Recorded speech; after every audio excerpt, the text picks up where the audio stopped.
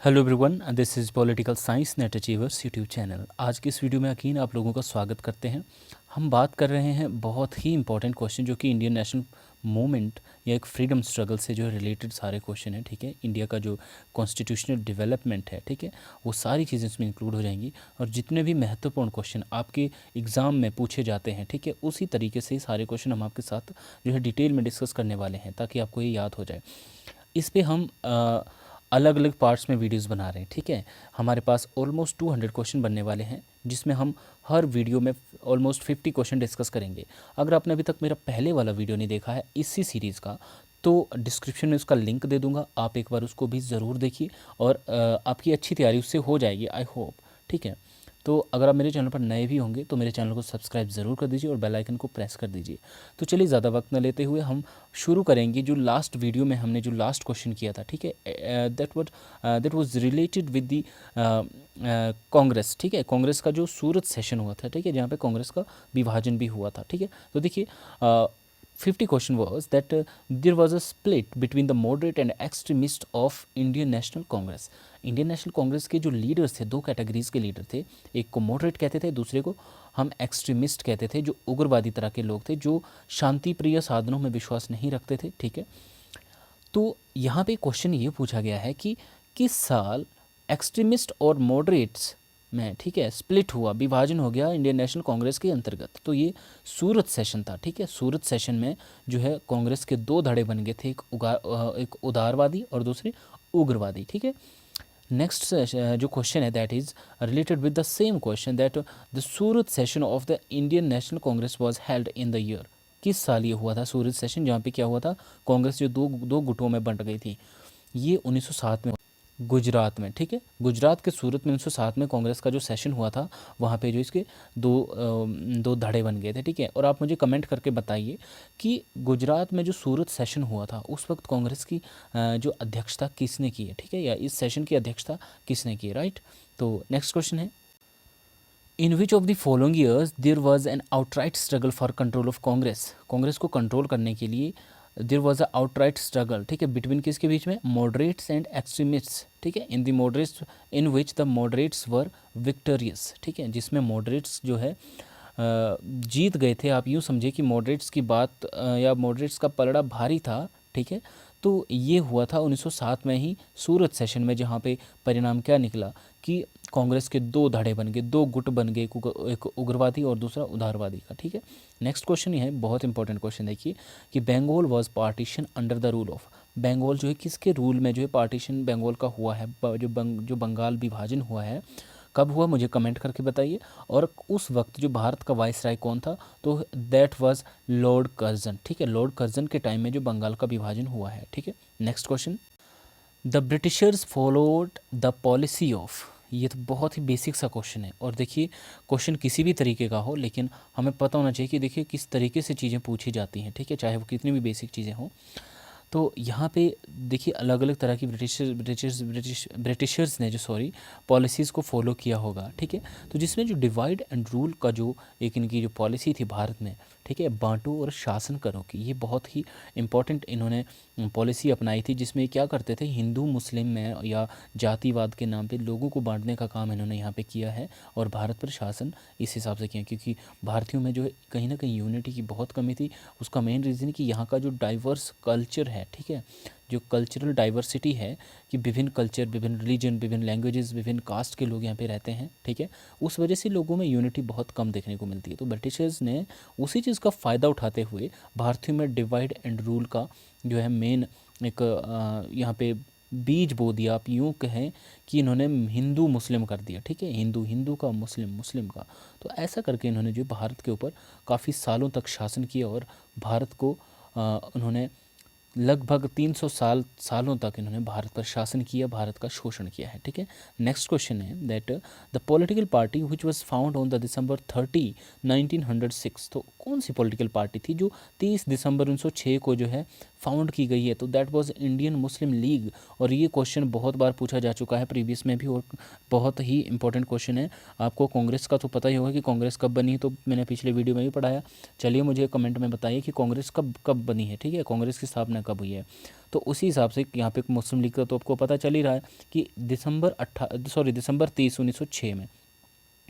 देखिए दिसंबर 28 1885 को कांग्रेस बनी है, और दिसंबर 30, ठीक है, 28 और 2 दिन का गैप है, ठीक है, दिसंबर 30 1906 को जो है इंडियन मुस्लिम लीग बनी है। ये आपको डेट याद रखनी पड़ेगी। ईयर तो बेशक आपको याद रहेगा, लेकिन डेट्स भी इंपॉर्टेंट है, डेट्स भी पूछी जाती है, ठीक है। नेक्स्ट क्वेश्चन है, द स्वदेशी मूवमेंट स्टार्टेड आफ्टर। स्वदेशी मूवमेंट कब स्टार्ट किया था? देखिए यहाँ पे कुछ इंसिडेंट्स है, किस इंसिडेंट के बाद जो है स्वदेशी मूवमेंट भारत में शुरू हुआ है। तो देखिए 4 ऑप्शन है हमारे पास, Jallianwala Bagh, non cooperation movement या डांडी मार्च। तो इसमें जो पार्टीशन ऑफ बंगाल है जो 1905 में हुआ था, उसके बाद भारत में जो स्वदेशी मूवमेंट स्टार्ट किया गया था, ठीक है। Next question, partition of Bengal was revoked in the year. कब हुआ था, कब ये रिवोक किया गया था? 1911 में, ठीक है। ये भी इंपॉर्टेंट डेट है, ठीक है, याद रखना। नेक्स्ट क्वेश्चन है, next question that who was the viceroy of India when the partition of Bengal was revoked, ठीक है। तो देखिए जब बंगाल का विभाजन हुआ था, ठीक है, तो उस वक्त भारत के जो वाइसराय थे वो कौन थे? लॉर्ड कर्जन थे, ठीक है। और अब बात की जा रही है कि 1911 में जो रिवोक किया गया, बंगाल विभाजन को जो रद्द किया गया, तो at the time who was the viceroy of India? तो ही वाज लॉर्ड मिंटो। ये भी आपने याद रखना, ठीक है। Next question, the Indian National Congress and the Muslim league, दोनों पार्टीज़ ने यहाँ पे डिसाइड किया था एक साथ काम करने के लिए। किसने? कांग्रेस और मुस्लिम लीग ने। तो ये कब किया था? 1916 में, ठीक है। 1916 का जो कांग्रेस सेशन हुआ है। तो आप मुझे ये बताएं कमेंट करके कि 1916 में जो कांग्रेस का अधिवेशन कहाँ हुआ था, ठीक है, जहाँ पे कांग्रेस और मुस्लिम लीग दोनों ने जो एक साथ काम करने के लिए निर्णय लिया था, ठीक है। तो 1916 में ये निर्णय लिया गया था, और कहाँ पर अधिवेशन हुआ मुझे कमेंट करके मुझे बताइए, ठीक है। Next question, that the Lucknow pact was sign between the Congress and Muslim League in the year 1916, ठीक है। कब हुआ था ये जो लखनऊ पैक्ट हुआ था, जो साइन किया गया था कांग्रेस और मुस्लिम लीग? ऑलरेडी मैंने बता तो दिया, ऊपर मैंने क्वेश्चन पूछा आप लोगों से कि कब हुआ था ये, ठीक है, या 1916 में कौन सा पैक्ट हुआ था? तो ये लखनऊ पैक्ट था, ठीक है। तो लखनऊ पैक्ट जो है कांग्रेस और मुस्लिम लीग के बीच में साइन हुआ था। कब हुआ था ये? 1916 में हुआ था, जहाँ पे इन दोनों ने जो है एक साथ काम करने के लिए निर्णय लिया था, दोनों पार्टीज़ ने, ठीक है। नेक्स्ट क्वेश्चन है, next question, which one of the following not the feature of the Lucknow pact. जो लखनऊ पैक्ट हुआ था 1916 में कांग्रेस और मुस्लिम लीग के बीच में, इनमें से कौन सा प्रोविज़न नहीं था? तो देखिए सबसे पहले क्या था कि Congress and Muslim League decided to work together. Congress और मुस्लिम लीग ने एक साथ काम करने के लिए डिसाइड किया। दूसरा, Congress accepted the provision of separate electorate for the Muslims. Congress ने क्या किया? एक्सेप्ट कर लिया जो मुस्लिम्स के लिए जो सेपरेट इलेक्टोरेट जो का जो प्रावधान था, ठीक है, उसको कांग्रेस ने एक्सेप्ट कर लिया। Seats in the provincial and central legislative council were fixed, ठीक है, कि प्रोविंशियल और सेंट्रल लेजिस्लेचर की काउंसिल में जो सीट्स थी उनको फिक्स किया गया। लेकिन जो D option that was wrong, that Muslim League decided to merge itself with the Congress after the 5 years, ये तो एक्चुअली ये ऐसी कोई बात नहीं हुई थी, इसलिए ये गलत है। तो पहले के जो 3 ऑप्शन है वो बिल्कुल सही आंसर है, ठीक है। नेक्स्ट क्वेश्चन है, The moderate and the extremist were united in 1916 at the in which session, ठीक है। तो देखिए लखनऊ जो सेशन हुआ था 1916 का, यहाँ पे बहुत सारी कुछ बहुत इंपॉर्टेंट बातें हुई है 1916 में, कि यहाँ पे देखिए जो कांग्रेस 1907 में जो विभाजित हुई थी उदारवादी और उग्रवादी नेताओं के 2 धड़ों में, ठीक है, वो लखनऊ सेशन 1916 में यूनाइट भी हो जाती है, ठीक है। और उसके साथ साथ मुस्लिम लीग के साथ भी ये समझौता कर लेते हैं यहाँ पे, ठीक है, एक साथ काम करने के लिए। 64th क्वेश्चन है दैट द गदर पार्टी, ठीक है, Ghadar party was formed in the year, कब? 1913 में। जो गदर पार्टी कब फाउंड की गई है? 1913 में, ठीक है। तो किसने की है मुझे कमेंट करके बताइए। Next question, that Lala Hardayal was associated with the in which को पार्टी, ठीक है। देखिए तो गदर पार्टी इसका राइट आंसर है। जो लाला हरदयाल सिंह ने 1913 में गदर पार्टी की स्थापना की है, ठीक है। जो मैंने आपसे कमेंट बॉक्स में जो आंसर पूछा है उसका आंसर भी यही है, जो क्वेश्चन पूछा है उसका आंसर यही है कि गदर पार्टी जो किसने बनाई है, ये है लाला हरदयाल ने बनाई है, ठीक है, 1913 में, ठीक है। Next one, that Savarkar brothers were revolutionaries, जो वीर सावरकर, ठीक है, आपने सुना होगा। तो सावरकर ब्रदर्स कौन थे? वो रेवोल्यूशनरीज थे, क्रांतिकारी थे। They were not even moderates, extremist and none of they, but they were revolutionaries, ठीक है। तो ये भी आपको याद रखना पड़ेगा, क्योंकि नेचर भी पूछा जाता है कि इंडियन नेशनल मूवमेंट में या फ्रीडम स्ट्रगल में जो है कौन कौन से उदारवादी नेता थे, कौन कौन से उग्रवादी लीडर्स रहे हैं, ठीक है, कौन कौन से रेवोल्यूशनरीज रहे हैं, क्रांतिकारी नेता रहे हैं। तो सबको आपने सीक्वेंस में याद भी रखना पड़ेगा, ठीक है। Next one, Indian patriots association was formed, जो इंडियन पैट्रियट एसोसिएशन है इसको कब बनाया गया, फॉर्म किसके द्वारा बनाई गई, ये है सरदार अजीत सिंह एंड सईद हैदर राजा। ठीक है, सरदार अजीत सिंह एंड सईद हैदर राजा ये किससे जुड़े हैं, इंडियन पैट्रियट्स एसोसिएशन। ठीक है, इन्होंने ये एसोसिएशन बनाई है। ठीक है, next question that in January 1905 Shyamji Krishna Verma founded the Indian home rule society, कहाँ पे, लंदन में। ठीक है, 1905 में। इस तरह से क्वेश्चन दो तरीके से पूछा जा सकता, तीन इवन, कि श्यामजी कृष्ण वर्मा किससे रिलेटेड हैं, ठीक है, किससे जुड़े, तो होम रूल सोसाइटी से।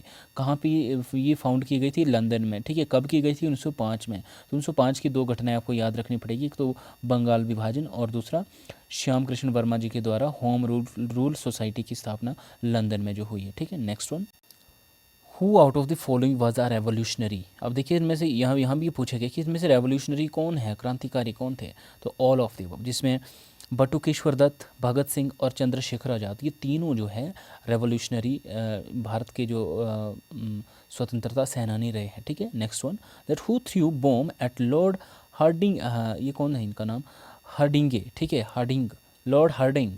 तो इनके ऊपर जो है बॉम्ब किसने फेंका था, तो रास बिहारी बोस ने। ठीक है, रास बिहारी बोस ने जो इनके ऊपर बॉम्ब फेंका था। ठीक है, ये आपने याद रखना है। नेक्स्ट क्वेश्चन देखते हैं, the revolutionary who died in jail, कौन सा रेवोल्यूशनरी रहा जो जेल में डेड हो गया, when he went on hunger strike for 63 days. ठीक है, 63 दिन तक उन्होंने जो भूख हड़ताल की है, in protest against the treatment meted out the prisoner in the jail. ठीक है, जेल में कहीं ना कहीं जो प्रिजनर या कैदियों के साथ जो ट्रीटमेंट था उसके अगेंस्ट जो उन्होंने 63 डेज़ की जो एक हंगर रेवोल्यूशनरी एक स्ट्राइक इन्होंने की है, तो उनकी डेथ हो जाती है आफ्टर 63 डेज़। ठीक है, तो वो कौन थे, वह जतिन दास। ठीक है, जतिन दास की डेथ हो गई थी। ठीक है, next question that which of the following revolutionary were sentenced to death.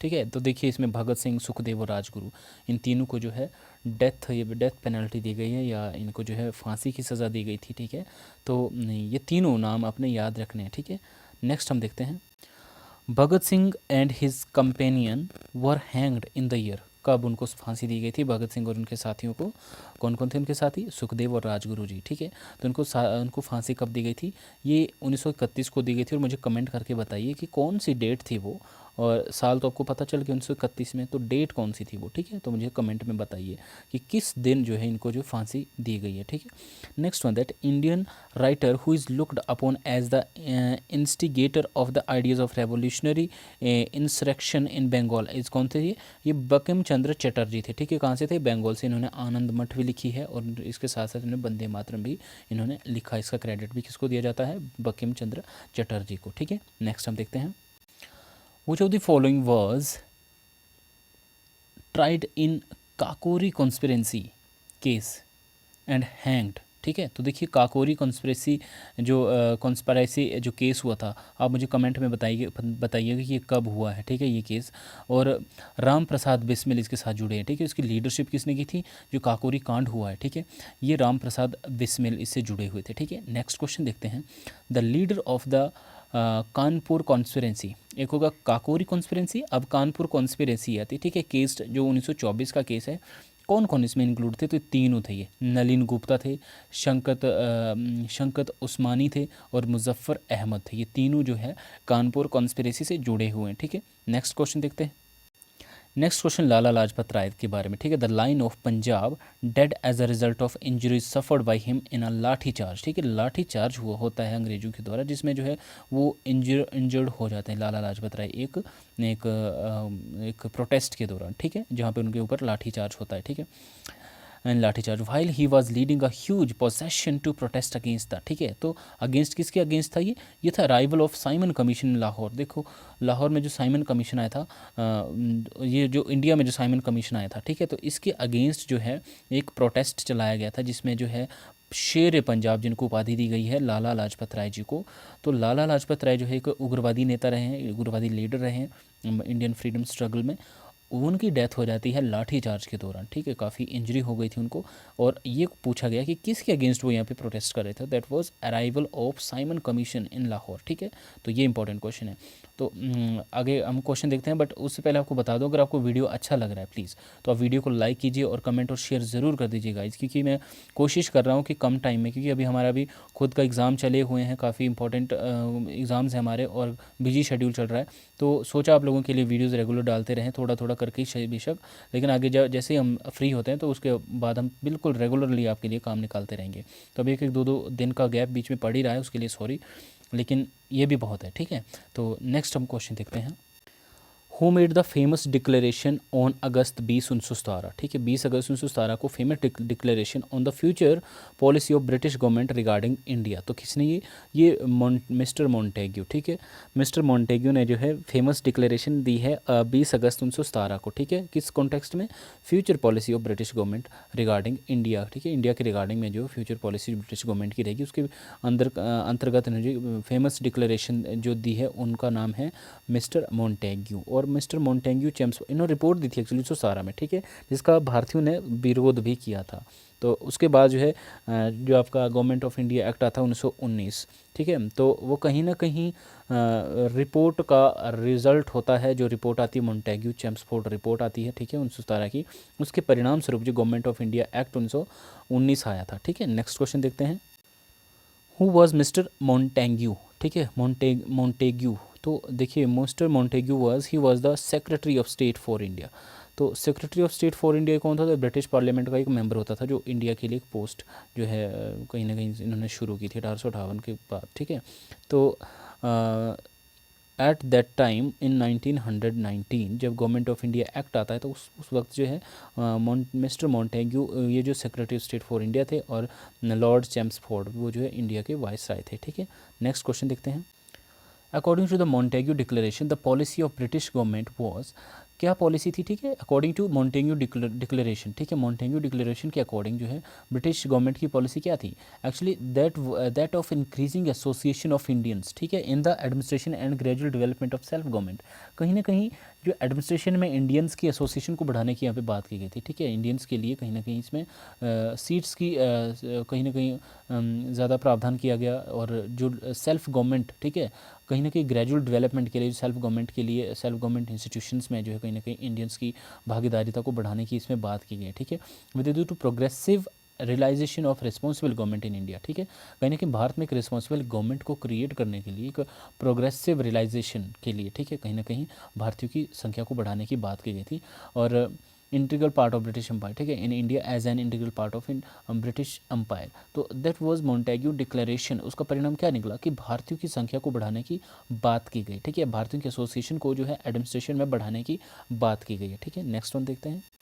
The Montagu Chelmsford report was published in the year, कब आई थी रिपोर्ट, देखिए ऐसा क्वेश्चन फिर से आता है, मैंने आपको बताया कि ये क्वेश्चन आपको डायरेक्टली कई बार पूछे जाते हैं कि रिपोर्ट कब आई थी। ये 1917 में मॉन्टेग्यू चेम्सफोर्ड सुधार रिपोर्ट भी इसको कहते हैं, तो इन्होंने जो है 1917 में रिपोर्ट लाई थी, ठीक है।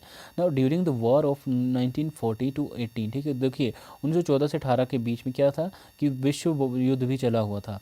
The Indian wanted to simple declaration that the British government would grant self government to Indian after the great war, ठीक है, भारतीयों का क्या यहाँ पे जो विचार था कि आफ्टर द ये जो फर्स्ट वर्ल्ड वॉर चला हुआ था, ठीक है, इसके बाद क्या होगा, इंडियंस क्या चाहते थे, सिंपली सी डिक्लेरेशन ही चाहते थे कि कहीं ना कहीं ब्रिटिश गवर्नमेंट क्या कर दे, सेल्फ गवर्नमेंट टू इंडियंस, मतलब भारतीयों के हाथ में भारतीयों को अपनी सरकार चलाने की पावर दे दे, ठीक है, ऐसी भारतीयों की इच्छा थी आफ्टर फर्स्ट वर्ल्ड वॉर, ठीक है। Next question. इस क्वेश्चन में मुझे डाउट तो है, फिर भी आप भी इसके ऊपर विचार करो, क्योंकि during the first world war Gandhi ji advocated unconditional cooperation with the British government in war efforts, ठीक है, यहाँ पे ये बताया जा रहा है कि गांधी जी ने क्या किया, फर्स्ट वर्ल्ड वॉर के दौरान जो है अनकंडीशनल कॉपरेशन किया है, ठीक है, बिना किसी कंडीशन के कॉपरेट किया ब्रिटिश गवर्नमेंट को, ठीक है, वॉर में, ठीक है। तो देखिए मुझे इसमें डाउट क्यों है, क्योंकि महात्मा गांधी जी तो अहिंसा के पुजारी हैं, ठीक है, वो तो कहीं ना कहीं हिंसा की बात करते नहीं, तो वॉर के साथ तो गांधी जी का कोई लेना देना है नहीं, फिर भी इसमें इन्होंने ये आंसर दिया हो, तो आप एक बार इसको ज़रूर पुनः विचार करो और कमेंट में मुझे अपने सजेशंस प्लीज़ दे सकते हैं कि क्या है इसके बारे में, इसको थोड़ा सा क्लियर कीजिए, ठीक है। नेक्स्ट वन देखते हैं।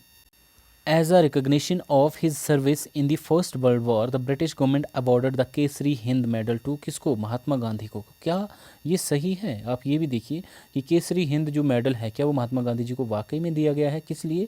क्योंकि उन्होंने ये as a recognition of services first world war में जो ऊपर जो क्वेश्चन में हमने देखा कि महात्मा गांधी के अनकंडीशनल कोऑपरेशन की बात की गई फर्स्ट वर्ल्ड वॉर में ब्रिटिशर्स के लिए, तो उसके परिणाम स्वरूप यहाँ पे बताया जा रहा है कि उन्होंने क्या किया, महात्मा गांधी को जो केसरी हिंद मेडल जो है मेडल से जो अवार्ड दिया है। ठीक है, नेक्स्ट वन देखते हैं।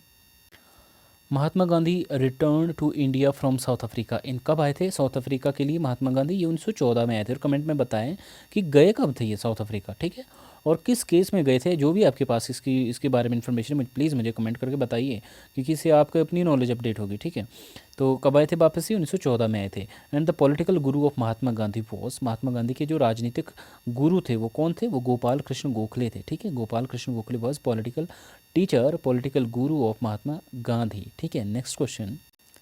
महात्मा गांधी मीट सत्याग्रह। ठीक है, सत्याग्रह से महात्मा गांधी का मतलब क्या था? Firm assertion of truth. ठीक है, सत्य के प्रति कहीं ना कहीं एक निष्ठा या सत्य पे अड़े रहना। ठीक है, ये महात्मा गांधी के अकॉर्डिंग जो है सत्याग्रह था। ठीक है, सत्य का आग्रह करना। ठीक है, सत्य के ऊपर अडिग खड़े रहना। ठीक है ना। The tragedy of Jallianwala Bagh Amritsar took place. तो जलियांवाला बाग कब हुआ था? देखिए ये ट्रेजिडी कब हुई थी? ये अप्रैल 13, 1919 में हुई है। ठीक है, मैचिंग में ये क्वेश्चन कई बार पूछा जाता है और इसमें कंफ्यूज हो जाते हैं लोग, 1913 कई बार करे जाते हैं। तो ये 1913 नहीं 1919 में हुआ, 13 तो अप्रैल है भाई। ठीक है, नेक्स्ट क्वेश्चन देखते हैं। Who out of the following was responsible for Jallianwala Bagh massacre. ठीक है, तो इसके लिए जो जनरल डायर, ठीक है, जनरल डायर जो है इसके लिए रिस्पॉन्सिबल है। इसके ऑर्डर पर ही कहीं ना कहीं जलियांवाला बाग हत्याकांड हुआ है 13 अप्रैल 1919 को।